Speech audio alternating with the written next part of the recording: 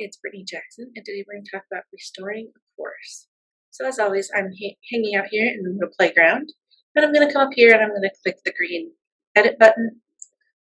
And then for restoring a course, we're going to click on the 3 gears.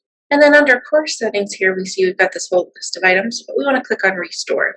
So here you can see that we can import a file from a previous course. More frequently, I'm going to be the one that does this because I have all the backups over here. So if you're not seeing a course and it was created early on, let me know because I can go in and see if I can find the original course content for that.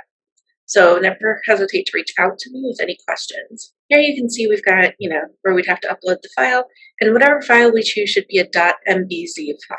Here we can also see we have an automated backup running 4:02 a.m. every day, and we download and restore.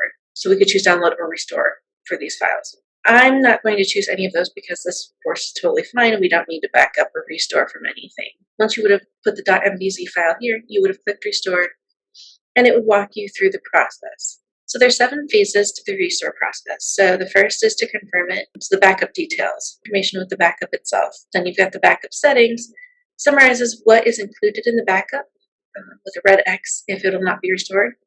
And then course details identify the course that was backed up. Course sections means the modules and each resource or activity included in the modules.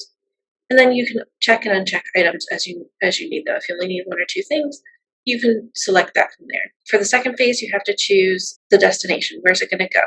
It's going to go restores a new course in this course. So there would be a section there to have you merge the backup into this course. If you choose delete the contents of this course and then restore, the name of the course will be maintained, but any existing information in that course is going to disappear. So you're going to want to be very careful. Phase 3 of the restore process is the settings. Here you can see just like when you import a course, you get those red X's and those green check marks as possibilities. And then if you hit next after that, phase 4 is the restore process called schema, and it will allow you to pick and choose any of those items that you want to import or restore back. And then phase 5 is the review process. So here you can review just again, like those red X's and the green check marks. What did you choose to restore back in? You can go from there. And then phase 6 is the process. So it may take a minute depending on how large the course is or how many items you are importing. It may take a minute for it to actually go through. And then phase 7 will be when it's complete. If you hit continue after that, all of the previous items should show up, or any of the items that you chose should show up in the course that you're now in. While I couldn't show you the whole process, I hope walking you through and talking about it a little bit was helpful. As always, if you have questions, feel free to reach out to us. We're over here in the library, and we are here to support you. Happy Moodling!